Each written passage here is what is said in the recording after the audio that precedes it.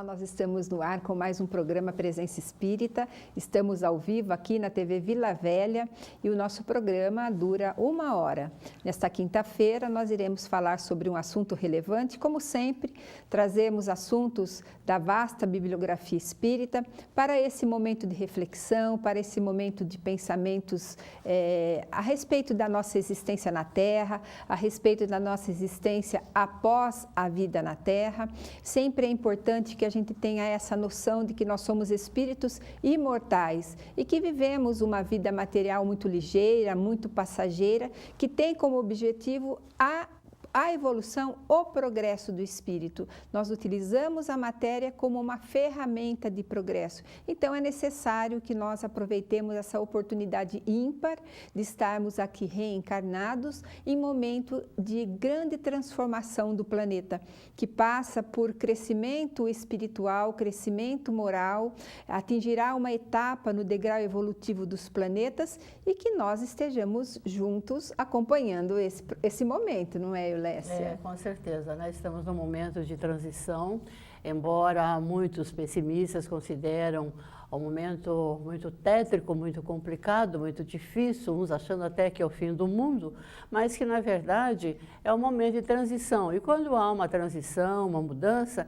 sempre há uma confusão, as coisas saem dos seus lugares, ficam difíceis, fica tudo mais sujo, complicado, mas após vem a bonança, vem a tranquilidade, após essa mudança. Então, essa mudança nós temos que estar, nós sempre dentro da doutrina espírita, sempre alertamos e sempre comentamos e sempre recebemos mensagens também dos bons espíritos para que nos preparemos, para que se continuarmos a ficar aqui nesse planeta, embora seja difícil, mas ele vai passar para um momento melhor. Se quisermos ficar neste planeta, se ficarmos nessa condição, nós temos que mudar o nosso comportamento, a nossa maneira de pensar, temos que deixar de ser tão egoístas, deixamos de ser tão orgulhosos, de procurar realmente sermos aquilo que Jesus nos ensinou, que nos deixou o exemplo, que é o bem viver, é amar o próximo como a si mesmo, fazer aos outros o que queríamos que fizessem a nós, porque só nessas duas frases, nessas duas assertivas que Jesus falava, já essa pessoa que se fixar nessa aqui e ter como objetivo conseguir isso na sua vida, ela já caminhou, já está numa grande caminhada, já teve um grande avanço moral, porque ela já deixou de ter aquele orgulho, já deixou daquela vaidade, já deixou de ter aquele comportamento de procurar mostrar-se bom e caridoso para os outros, mas que na realidade não é este o sentimento do seu coração, porque nós podemos enganar as pessoas, enganar a nós mesmos por algum tempo, mas a Deus nós não enganamos. Nem quando adentrarmos a pátria espiritual, lá nós mostraremos como realmente nós somos e não como aqueles que gostaríamos de ser. Então é este comportamento que é completamente diferente de tudo aquilo que nós aprendemos, de tudo que nós vimos na nossa existência, é que nós temos que mudar. É deixar de orgulho, de vaidade, de ciúme, de inveja e procurar ajudar as pessoas e não ficar puxando o tapete ou ficar com raiva, com inveja porque o outro tem mais do que eu. Porque ele vai entender que todos têm aquilo que merecem. Ele conquistou, através de suas diversas existências, se ele está num patamar melhor, se ele está numa condição melhor de vida, seja física, de saúde, seja a parte financeira, seja a parte material, é porque ele conquistou tudo aquilo. Não vem nada de graça, porque Deus não criou uns simples ignorantes, uns mais pobres e mais ricos. Todos saímos do mesmo ponto de partida. Uns aproveitaram a oportunidade, uns cresceram, outros ficaram para trás.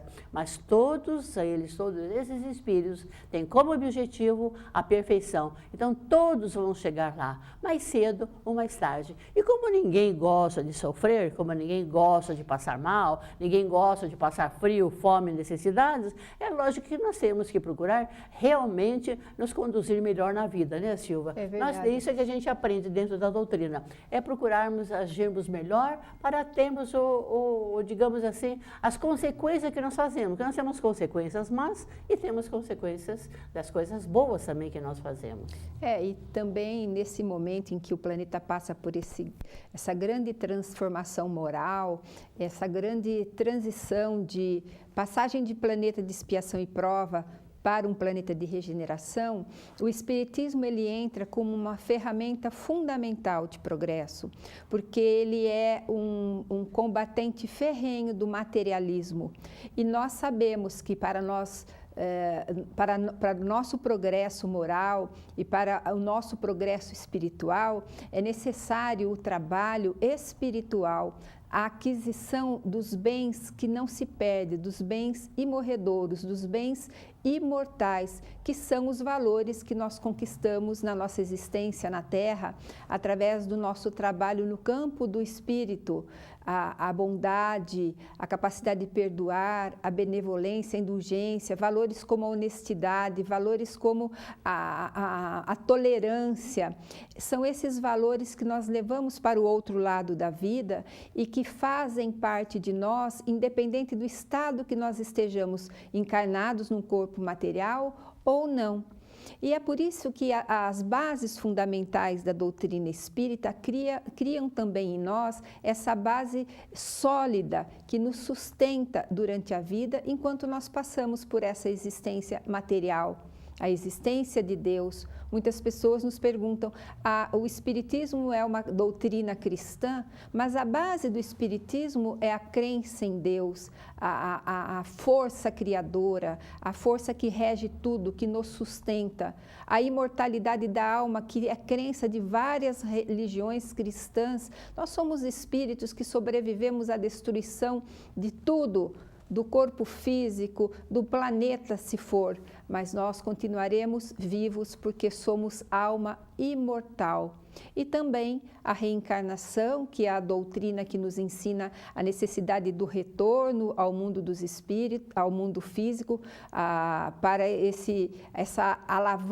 alavancar o nosso progresso, além de um assunto que falamos na semana passada, que é a mediunidade. Então, um dos princípios básicos da doutrina espírita é a comunicabilidade com os espíritos e a pluralidade dos mundos habitados. Mas eu destaco aqui, depois gostaria de saber da Eulécia, qual é a base fundamental do Espiritismo que ela destaca. Eu destacaria aqui a moral cristã, porque o Espiritismo tem essa base filosófica, uma base mais científica e a base religiosa pautada na moral do Cristo. O Evangelho segundo o Espiritismo não é um livro de autoajuda, não é um livro que nos traz conselhos. Ali estão as leis de Deus. Quando nós seguimos o que está escrito no Evangelho de Jesus, nós temos mais segurança para trilharmos pelos caminhos da vida, pelos caminhos terrenos, sabendo mais, com maior garantias, que rumo tomar a respeito das nossas decisões, a respeito das coisas da nossa vida.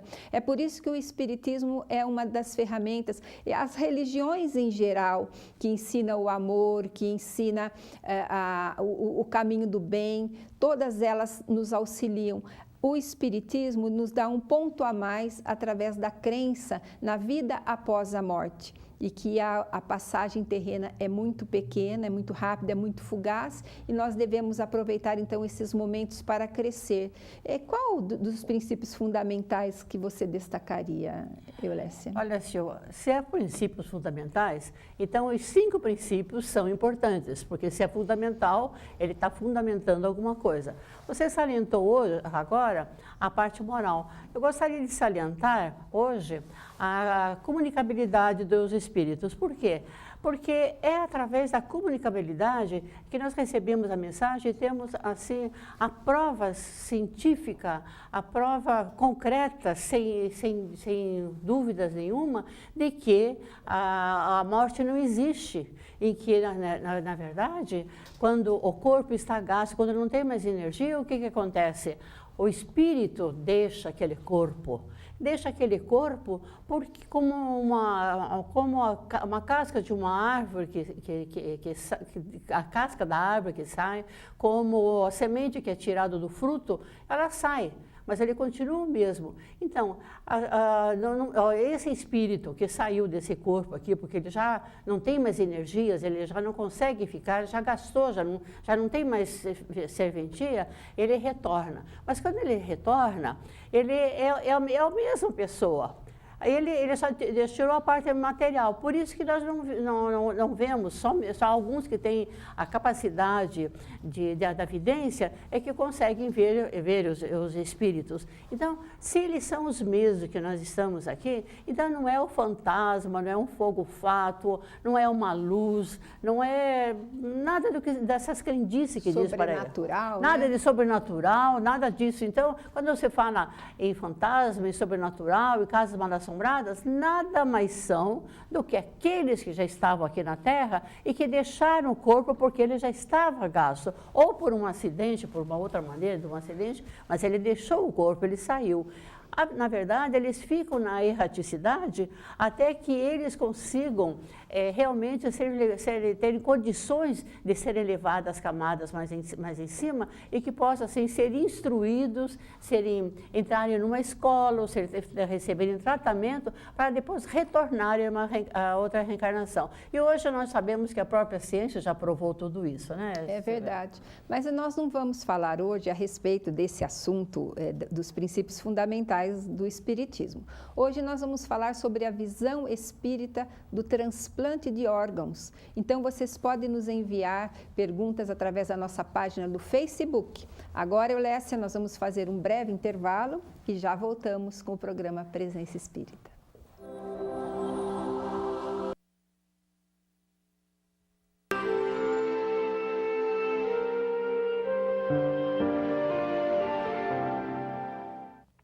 Nós voltamos com o segundo bloco do programa Presença Espírita e hoje nós estamos recebendo, vou pegar o currículo da nossa convidada, a Fabiola Bernardes. A Fabiola é cirurgiã dentista, ela participa nos seus trabalhos no movimento espírita do coral Vozes de Francisco e também da evangelização infanto-juvenil. E hoje ela vai falar a respeito de transplante de órgãos na visão espírita. Mas antes que a gente comece a entrevista com ela, nós vamos falar a respeito do livro que nós sortearemos ao final do último bloco. E hoje é um livro que nós estamos trazendo já. Eles são alguns volumes que contam a história da doutrina espírita, como o Espiritismo surgiu, os principais vultos da doutrina espírita, do movimento espírita. O outro que nós sorteamos contou um pouco sobre a vida de Kardec. E esse livro, para quem gosta de história das religiões, é um livro muito didático na sua explicação e você poderá estudar um pouquinho, porque muitas vezes as pessoas perguntam para a gente a respeito do Espiritismo e muitos de nós às vezes não sabem contar a história. Então vamos ver aqui alguma página que tenha sido psicologia e mediunidade, que a Eulécia estava falando do princípio básico da comunicabilidade com os espíritos, né? Então, nesse capítulo estudaremos uma médium que, apesar de sua indiscutível habilidade mediúnica e muitas oportunidades, suscitou dúvidas sobre a sua personalidade e a sua capacidade de discernimento sobre o que era real e o que era o imaginário. Uma coisa que às vezes é muito comum nos médiuns, quando sente a ideia do espírito, o médium, ainda que não tem muita experiência, ele tem uma dificuldade de saber se aquilo que ele está sentindo, se aquilo que ele está pensando é dele mesmo ou é de uma entidade espiritual que está próxima a ele, que quer se comunicar. Então, se você quiser participar do sorteio, é só entrar na nossa página no Facebook. Daqui a pouquinho eu já vou deixar ali a imagem do livro e no final do último bloco nós vamos sortear esta obra. Bem-vinda ao programa mais uma vez. Hoje você não vai falar de criança, então. O que você poderia falar para a gente a respeito do transplante de órgãos, então? Sim. Bem, o transplante, ele é um procedimento cirúrgico e que ele consiste na reposição de um órgão ou tecido de uma pessoa que está doente por um outro órgão ou tecido. Essa pessoa que estaria doente seria o receptor, ou por um órgão ou tecido do doador, né, que estaria normal. Esse transplante ele pode ser tanto de pessoas vivas quanto de pessoas mortas. E o transplante, ele pode salvar muitas vidas, né? Existem tantas pessoas que estão aí nas filas, esperando por um órgão, né? Pela doação de um órgão. Pode salvar muitas vidas, pode melhorar a vida de muitas pessoas também, tantas outras pessoas fazendo hemodiálise, né? Que um transplante melhoraria muito a sua vida, né? Como tantos outros órgãos, tantas pessoas necessitando, né? Então, é uma coisa que veio para melhorar a humanidade. E, Fabiola, por que essa dificuldade de doação? As pessoas têm medo, às vezes, de doar os órgãos? Sim. Segundo a ABTO, que seria a Associação Brasileira de Transplantes de Órgãos, conversando com as pessoas, a maior parte é realmente por medo. Medo por não terem conversado com a pessoa que acabou de falecer, né, teve a morte encefálica, e não sabe a respeito se ela gostaria ou não de ser doadora. Então, a família, por não saber se ela quer ser ou não doadora, opta por não doar, né, por medo de que a pessoa fique, que sinta alguma dor, ou também, muitas vezes, pela falta de conhecimento, né? A própria equipe médica tem que saber como falar com essa pessoa, porque é um momento de muita dor, né? Então, tem que ter uma equipe bem especializada nesse assunto para poder falar, explicar para a família que não é um momento que a gente vai pensar nisso, né? Que a pessoa vai pensar quando está passando por um momento desses. E outra coisa também, porque parece que a maioria das pessoas não querem pensar sobre a morte, né? Só estamos pensando na vida, o que vamos, né, fazer da nossa vida, mas ninguém conversa sobre esse assunto com a sua família. E é isso que é importante, porque aqui no Brasil, a nossa lei é que a família que vai poder decidir se vai doar ou não após a morte. Então, se nós não comentarmos com a nossa família que eu gostaria de ser um doador, eles não têm como saber. E daí, nessa hora, eles acabam optando por não doar, por não ter certeza do que o seu familiar gostaria. Eu vou perguntar fazer uma pergunta para a Eulécia. No momento em que a gente está numa situação crítica, como, por exemplo, a perda de um filho que sofreu um acidente e que há essa possibilidade de doação, não é um momento muito, como a Fabiola falou, muito doloroso de você ainda ter que pensar nisso? Olha, Silvia, realmente é uma situação assim, bastante complicada, que é difícil você responder assim ou assado. Mas a pessoa que tem o entendimento do valor e sabendo que, apesar dela ter perdido o seu filho, mas o seu filho vai ficar de alguma maneira vivo em outra criatura, já é um fato para ela doar. Ela vai saber, e nós vemos relatos, diversos relatos de acontecimentos assim, em que a mãe, ela se sente de uma maneira confortável, porque ela permitiu que usasse alguns órgãos do seu filho, e ela vê que pessoas foram privilegiadas, têm mais uma qualidade de vida devido ao seu filho.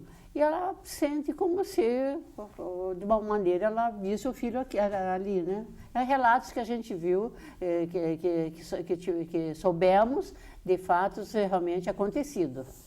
E antes de a gente entrar na parte espiritual, da visão espírita, eu gostaria que a Fabiola nos falasse um pouco sobre os aspectos legais desse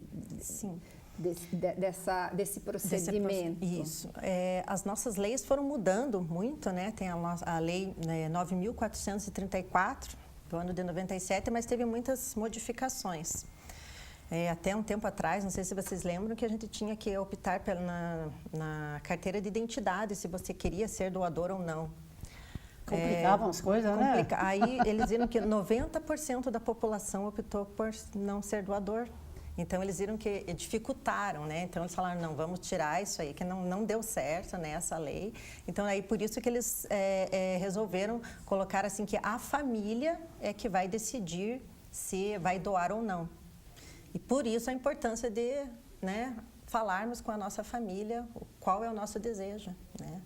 de eu quero ser um doador, né? Transmitir isso para os seus familiares. Né? Para que tudo já fique esclarecido, Sim, porque é muito difícil você decidir nesse momento, sim, né? É um momento difícil, é muito né, difícil. Se aquele que desencarnou já manifestou, então, que vai doar, tudo fica muito mais fácil. Bom, agora vamos falar um pouco da parte médica a respeito da morte encefálica, porque as pessoas têm dúvida em que momento que se faz a decisão pelo transplante. Esse medo de muitas pessoas, elas confundem muito o coma com a morte encefálica, que é bem diferente uma da outra. Então elas falam, mas eu vi muitas pessoas que ficaram anos em coma e depois voltaram a viver, mas o coma a pessoa não teve a morte encefálica. Então a morte encefálica, o encéfalo seria o cérebro mais o tronco cerebral, ele deixa de receber sangue, então com isso não tem oxigênio, então tem uma parada que é irreversível, não tem como voltar isso. Dentro de algumas horas, todo o corpo vai ter uma parada, né? Então, os médicos, eles conseguem ver por isso. Os pacientes que estão internados ou que tiveram, que geralmente tem a morte encefálica, quem teve um trauma muito grande ou teve um AVC, né? Então, se estão numa UTI, quando começam a perceber as paradas, parou de funcionar o rim, está parando de funcionar o fígado. Quando começaram os órgãos a parar, eles estão vendo que alguma coisa está errada. E aí sim eles fazem os exames e percebem que não tem, que teve a morte encefálica. Mas para realmente ter esse diagnóstico, né, existem exames próprios para isso, né, que não vamos entrar aqui em detalhes, né, até estive vendo, mas existe todo um protocolo, né, de fazer esses exames com médicos diferentes, com 2 médicos pelo menos. Também, por lei, a gente pode levar um médico da família para ter a certeza que realmente está sendo o processo todo correto, né, porque o que muitas famílias alegam é: como que eu vou ter certeza que eles não vão estar tirando um órgão do meu ente querido para salvar outra vida, né? Mas o médico, ele já fez, ele está optando por salvar vidas e ele não vai tirar a vida de um para salvar a vida de outro, né? Não teria lógica isso, né? Então é só quando realmente já teve a morte encefálica que aí sim a gente pensa em ajudar a quem ainda podemos ajudar.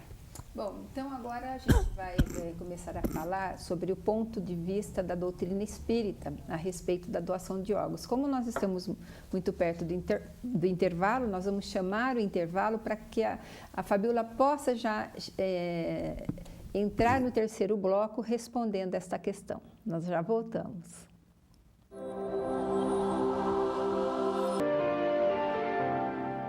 Nós voltamos com o terceiro bloco do programa Presença Espírita e hoje nós estamos falando a respeito da visão espírita do transplante de órgãos. E agora sim a Fabíola, ela falou um pouco da questão técnica muito rapidamente, agora ela vai entrar na parte que nós nos interessamos mais, né?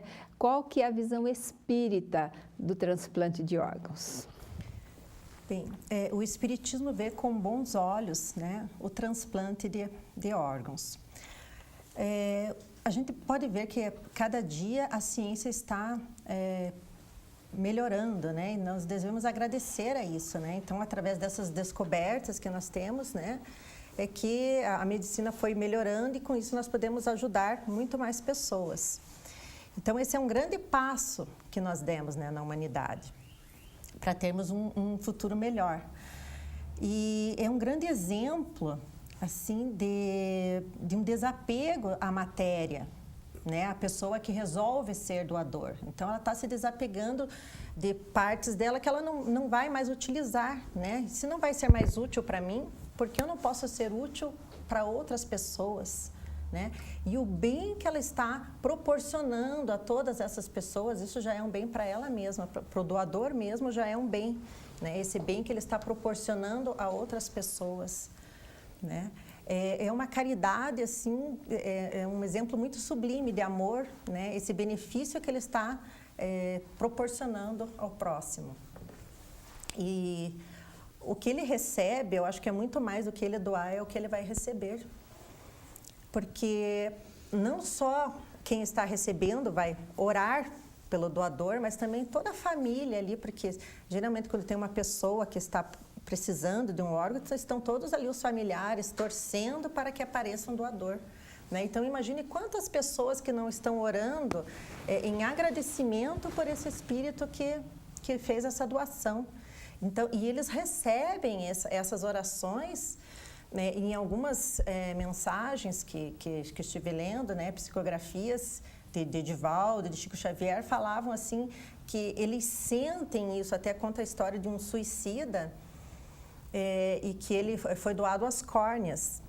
E ele sentia, né, por ele ser suicida, então ele estava tendo um sofrimento, mas que de vez em quando ele sentia uma leveza, um alívio daquele sofrimento. Então, várias vezes ele sentia aquele alívio. E quando ele foi resgatado, ele comentou sobre esse alívio que ele sentia. E a espiritualidade, ele informou que eram as duas córneas que ele tinha doado, essas duas pessoas oravam por ele. E toda vez que elas oravam por ele, ele sentia esse bálsamo, né? Então, ele estava recebendo isso, né? Então, isso só um exemplo, né? Mas imagine quantos, né, pessoas que não estão orando e auxiliando. Isso que era um suicida, né? Que já é um caso mais... Assim, mas imagine quantas pessoas, quanto que ele não é ajudado, auxiliado, né? Mas existem casos em que o transplante não dá certo, né? Que às vezes há rejeição, às vezes a pessoa logo depois do transplante também vem a desencarnar. Existe explicação espiritual para isso? Muitas vezes o receptor não tem o mérito de receber. Então ele teve às vezes essa dádiva, né, de receber, mas às vezes ele não teve o mérito. Então, as suas estruturas, né, as estruturas das moléculas, as células, não conseguiram se adaptar com as do doador, né? Então, o organismo vai formando, né, essas ações para tentar expulsar, né, esse elemento estranho, né, para ele. E daí, por isso que dá essa incompatibilidade.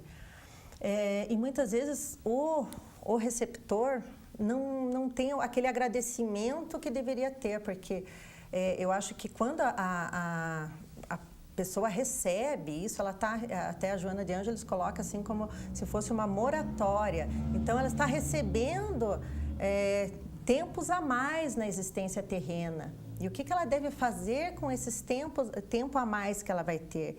Então, ela deve justamente aproveitar esse tempo para ela ter uma renovação moral. Né? Então, assim como proporcionar um bem para ela deve proporcionar bem a outras pessoas. É a gratidão, né? A gratidão, né? Então, não só a gratidão à pessoa, orar pela pessoa, mas também proporcionar a outras pessoas, de qualquer outra maneira, né? Que ele possa beneficiar outras pessoas, também ajuda bastante. Eu tenho várias perguntas aqui para você, mas essa aqui eu acho uma das mais interessantes, porque...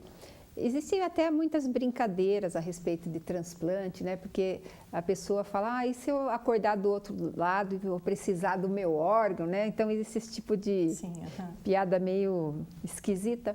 Mas um dos medos das pessoas e dos medos dos próprios familiares é que, diagnosticada a morte encefálica e decidido pelo transplante, pela retirada dos órgãos, aquele ser que está ali, aparentemente não sentindo mais nada, mas que no momento da cirurgia ele venha a sentir dor.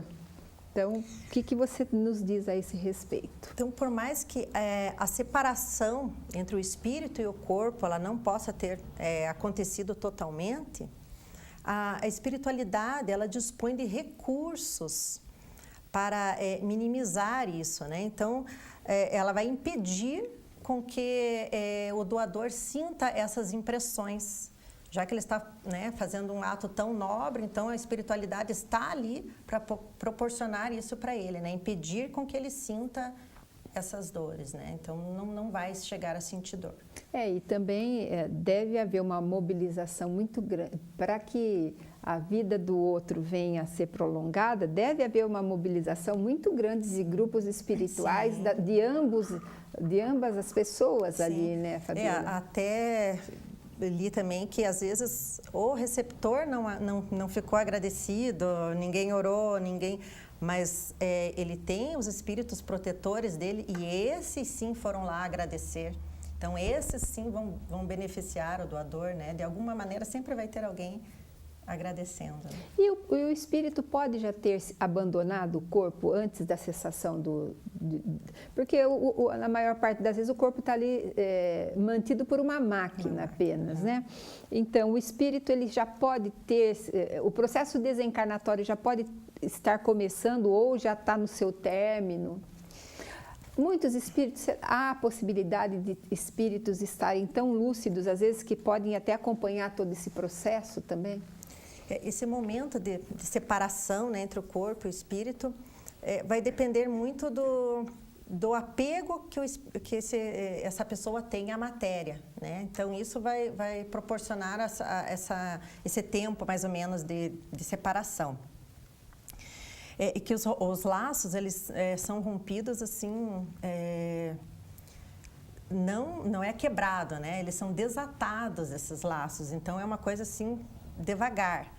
Mas depende muito, cada caso é um caso, né? Então, existem muitos que já estão num momento de agonia que o espírito já se foi, não está mais ali presente, mas o corpo ainda tem reações, porque o nosso corpo é uma máquina, né? Então, ele continua funcionando, continua respirando, o coração batendo, mas o espírito já nem está mais ali. E fluido vital, que muitas vezes fica presente, vital, sim, né? Então, ainda vai ter por um bom tempo, né? E às vezes o espírito já nem está mais ali presente. Né? Eulécia, o mérito dessa alma perante Deus é muito grande, essa que doa. E também o contrário, se nós escolhermos por não doar, isso também vai ser um desmérito ou seremos criticados por isso, espiritualmente falando? Criticado não, mas a pessoa deixou passar uma grande oportunidade de ajudar ao próximo, né? Como a Fabiola citou o exemplo, como tem diversos, né, do espírito que suicidou-se e sentiu-se bem porque ele doou a córnea, com certeza a pessoa recebe assim, um bônus muito grande na espiritualidade, o fato dele doar, porque ele está ajudando alguém. Você não serve mais para você? Não. Então, avisar a família toda, eu sou doadora de órgãos, o que for possível aproveitar do meu corpo. Quando eu desencarnar, podem aproveitar. O que ele está fazendo? O mérito dele realmente é muito grande, porque ele está ajudando muitas pessoas a enxergar, a ter uma qualidade melhor de vida, prolongar a sua existência aqui na Terra, né? Por outro fato, como você perguntou, aquele que não doa, ele deixou, não vai ser criticado, porque nós temos o nosso livre-arbítrio, que nem Deus interfere. Nós fazemos aquilo que nós queremos fazer, só que nós vamos sofrer as consequências do bem ou do mal. Então, nós deixamos passar uma grande oportunidade de ajudar quem precisa. Uma coisa que não vai nos servir mais, né? Só a partir desse fato, não vai nos servir mais. Não vamos ajudar os outros? E mesmo dentro do Espiritismo, a Fabiola e a Eulécia podem completar isso, como nós entendemos que nós temos um corpo espiritual, que chamamos tecnicamente de perispírito, e esse corpo é o corpo do espírito do outro lado da vida. Então, os espíritos nos ensinam que nós podemos provocar lesões no perispírito, nesse corpo espiritual, através de nossas atitudes. Por exemplo, um suicida que mata o corpo físico, ele provoca lesões no corpo espiritual. Alguém que usa drogas e que morre por overdose, um exemplo, promove. Então, ficaria essa dúvida se a retirada dos órgãos não poderia causar um impacto sobre o corpo espiritual. Ele não vai ocasionar lesão no perispírito, porque essas lesões são quando nós causamos um excesso nosso que levou à nossa morte, né? seja excesso em qualquer tipo de coisa que causou a nossa doença, mas da doação de órgãos não vai ocasionar lesão nenhuma. Porque é um ato positivo, por ser né? Um ato positivo. Um ato nobre, então não vai fazer com que ocasione nada no perispírito. Bom, eu não sei se ainda dá tempo de mais uma pergunta, não dá, né? Então, nós vamos deixar aberto para a Fabíola nos dizer as sensações dos espíritos neste momento. Ela já falou bastante coisa, mas a gente vai voltar um pouco sobre isso. E você pode deixar a sua pergunta aqui na nossa página no Facebook, lembrando que este programa vai estar na página do Facebook da TV Vila Velha, a partir de amanhã, provavelmente, para que você possa assistir novamente e se inteirar mais sobre esse tema. A gente já volta com o último bloco.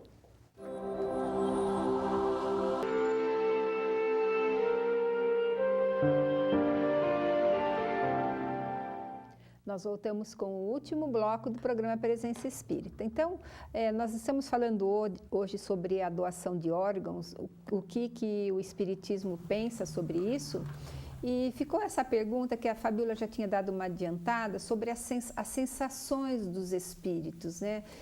Nesse momento, porque a gente sempre fala aqui que no momento da morte, os espíritos podem sentir vários tipos de sensação, né? Um sente desconforto, outro sente perturbação, outro sente a dor da própria doença que provocou a desencarnação, outro sente pavor, né? E nesse momento em que está acontecendo o transplante de órgão, existe também sensações por parte dos espíritos?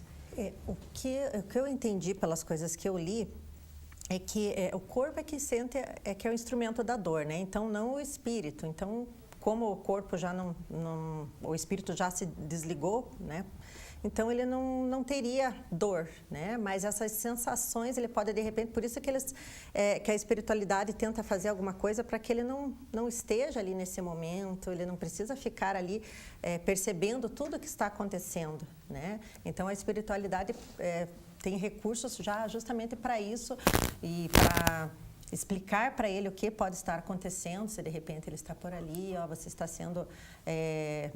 ajudando muitas pessoas, beneficiando várias pessoas, então colocando aquilo para ele se sentir bem, porque dor física mesmo ele não irá sentir, mas às vezes sensações assim que podem perturbar o espírito. E também eu queria abrir um parênteses aqui para falar a respeito da doação em vida, porque a gente sabe de muitas histórias bonitas que a esposa doou o rim para o marido, de irmãos que doaram medula, de pessoas que nem conheciam o outro, mas eram compatíveis na doação principalmente de medula, atitudes assim espontâneas das pessoas que muitas vezes até choca a gente, né? Porque como é que vai viver com um rim só e se acontecer alguma coisa com o rim que ficou, a gente pensa isso, né? No nosso egoísmo. Mas isso existe, Existe. E daí a gente vê, né, uma caridade também enorme, né? E às vezes é pela própria família, né? Então, um filho, né, uma mãe, um irmão, você vai doar de todo o coração, né, para ajudar. Mas e quando é uma pessoa assim estranha à sua família, né? Aí a gente vê um ato de caridade maior ainda, né? Mas que existem muito, a gente está vendo assim, né? Sempre conheço casos, né, de pessoas que doaram de medula, não conheço nenhum caso até, mas é mais difícil, né, encontrar alguém compatível, mas a gente sabe quantos transplantes que tem de medula. Mas de rim conheço pessoas, né, uma irmã que doou a outra o rim e as duas estão bem, né, há anos já que isso aconteceu. Então a gente vê quantas coisas que a gente ainda pode, né, fazer pelo nosso próximo, né. O rim é parte de pulmão também. Parte de fígado também pode ser doado. Eu vou fazer uma pergunta para a Eulécia. A gente ainda é muito apegado ao corpo, o que dá esse receio também de doar? Existe esse instinto de preservação da vida física que a gente tem, também dificulta o desejo ou o desprendimento da gente querer doar? Sabe, Silvia, eu acho assim, foi assim, muito salutar, muito esclarecedor a Fabíola vir com esse tema, porque realmente as pessoas têm muitos receios ainda sobre esse assunto, mas realmente é o apego ao corpo. Agora, quando a pessoa começa a entender que realmente o que você é o espírito, e que esse corpo, a hora que acabar a energia, você vai deixar, então ela vai entender que esse corpo não me pertence, então eu posso fazer essa doação. Acho que quanto mais falarem sobre esse assunto, o próprio governo de vez em quando faz umas campanhas, tem hospitais que fazem uma campanha de doação, a televisão, já vimos diversos programas que fazem, justamente para esclarecer as pessoas, que elas podem ajudar, fazer uma caridade muito grande e que não vai fazer falta, você não vai sofrer, como a Fabiola falou, o rim pode ser doado, parte do fígado, parte do pulmão, a medula óssea, pele, né? A pele pode ser doada, né? Então, depois que você desencarna, então muito mais qualquer órgão pode ser doado, né? Então, a pessoa realmente tem que entender que nós estamos aqui para ajudar uns aos outros. Quando chegar esse tempo e que formos entender que nós somos irmãos perante Cristo e que não é só familiar, aquele de sangue, mas que todos nós somos responsáveis, digamos assim, uns pelos outros, acho que as pessoas vão entender que realmente não precisa ter medo, a Fabiola esclareceu muito bem esse ponto, o espírito não vai sentir dor, a própria espiritualidade, o mentor, o santo protetor, seja lá na nomenclatura que se dê, nós temos que entender que nós não estamos sozinhos e que nesse momento do transplante, quando a pessoa já desencarnou, a própria espiritualidade, ela vai procurar afastar esse espírito para ele não ver, para ele não procurar não sentir ou sentir muito menos. Pode ser que ele sinta um pouquinho, uma sensação, se ele ainda está muito apegado ao corpo. Mas a própria espiritualidade toma um fator importante nesse momento, que é afastar o espírito ou isolá-lo de alguma maneira para que ele não possa sentir essas sensações. E uma coisa interessante também a se dizer, nós falávamos no primeiro bloco que a Terra está passando por esse processo de transformação de mundo de expiação e prova para mundo de regeneração, e no mundo de regeneração a vida na Terra ela será mais longa, e a medicina ela tem papel primordial na manutenção da vida por mais tempo.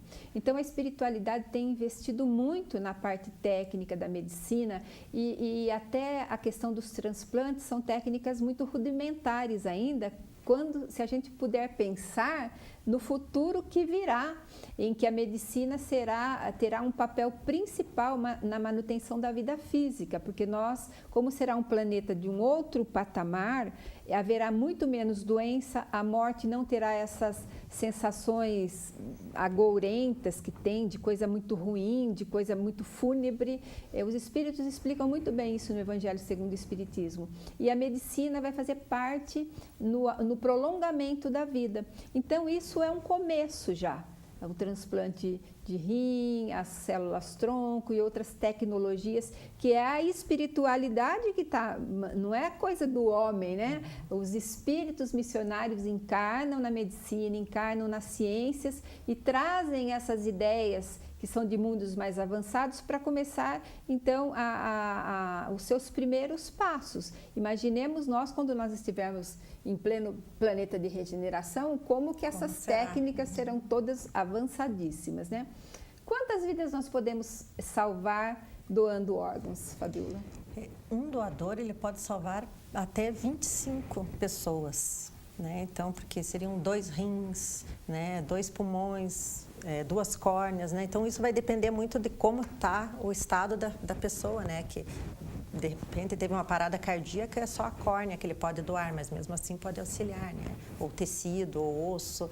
Então, são muitos órgãos que podem. Então, pode pelo menos umas 25 pessoas, pode... Veja quanto benefício, né?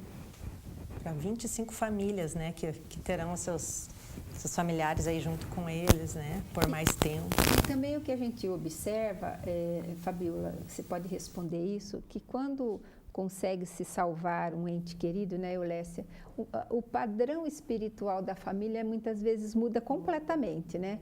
Até da questão da gratidão pela família que permitiu a doação, como parece que a religiosidade, a espiritualidade, ela flui mais, ela aumenta, né? Aumenta. A família inteira nela, porque ela se mobilizou tanto para conseguir, né? Aí quando consegue, ela fica muito agradecida com isso, né? Aí que a gente vê muitas pessoas trabalhando, né? Até eu vi de um caso numa palestra, ela contou de um amigo que teve o transplante de fígado, que ele sofreu por muitos anos com o fígado e ele os médicos falaram que era só com transplante que ele ia viver pouco tempo, poucos meses.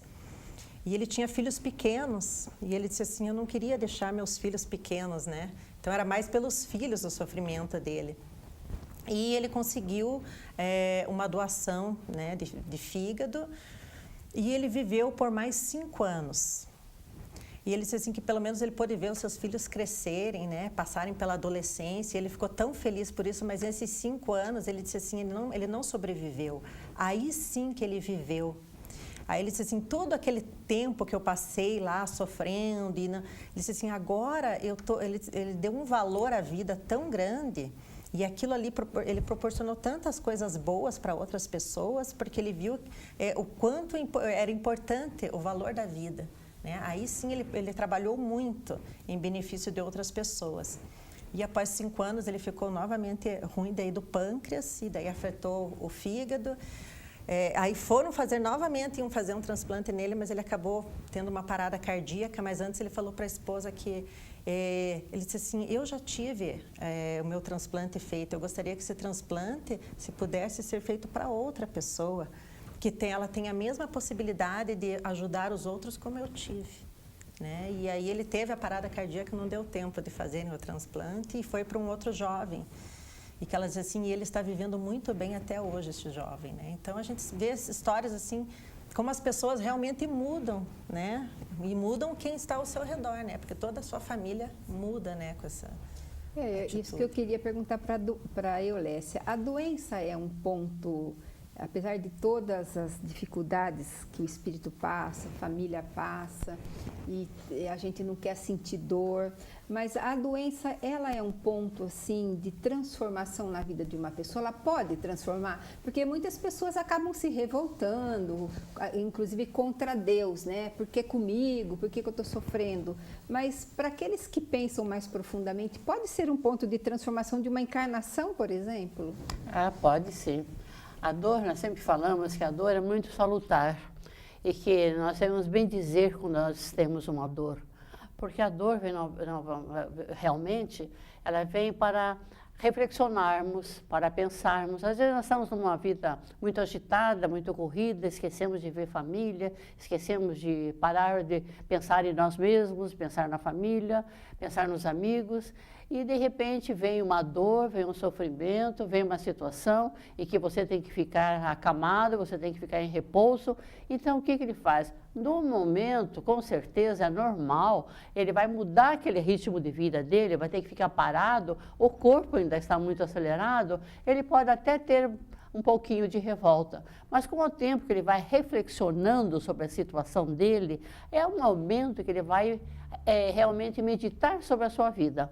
E realmente a dor, sempre nós devemos dizer que é salutar. Bendita a dor, bendita a dificuldade que eu estou passando, porque nós sabemos que é neste momento nós temos que usar mais a nossa inteligência, nós temos que reflexionar mais para ver como é que nós vamos sair daquela situação, ver se nós vamos, se for um problema de saúde, se vamos orar para que realmente os médicos consigam sanar aquele problema, se é do meu mérito, se eu tenho mérito, se eu não tenho, porque nós não sabemos também o que nós causamos, como a Silvia falou, o que nós fazemos, ele reflete, fica marcado no nosso perispírito. Então, pode ser que nós trouxemos essa doença de uma outra vida e que nós temos que resgatar agora por ter lesado aquele órgão. Mas é um momento de reflexão e não de revolta contra Deus. Fabíola, nós temos 1 minuto aí. Convencemos, será, as pessoas a serem doadores? O que você tem para nos falar? Eu até gostaria de falar que quem gostaria de ser doador, como eu quero ser doadora, eu já avisei a minha família. Então, que se conscientize desse momento, né, e possa falar para o seu familiar, sim, ó, eu gostaria de ser doador, né, para ninguém depois ficar pensando, mas nós não sabemos, não temos a certeza, né, então não vamos deixar nosso familiar em dúvida num momento difícil como esse, porque já está passando por um momento difícil, ainda ter que decidir mais alguma coisa, então vamos tentar facilitar esse momento difícil. Bom, agora a gente vai para o sorteio do livro, eu vou pedir para você sortear um nome.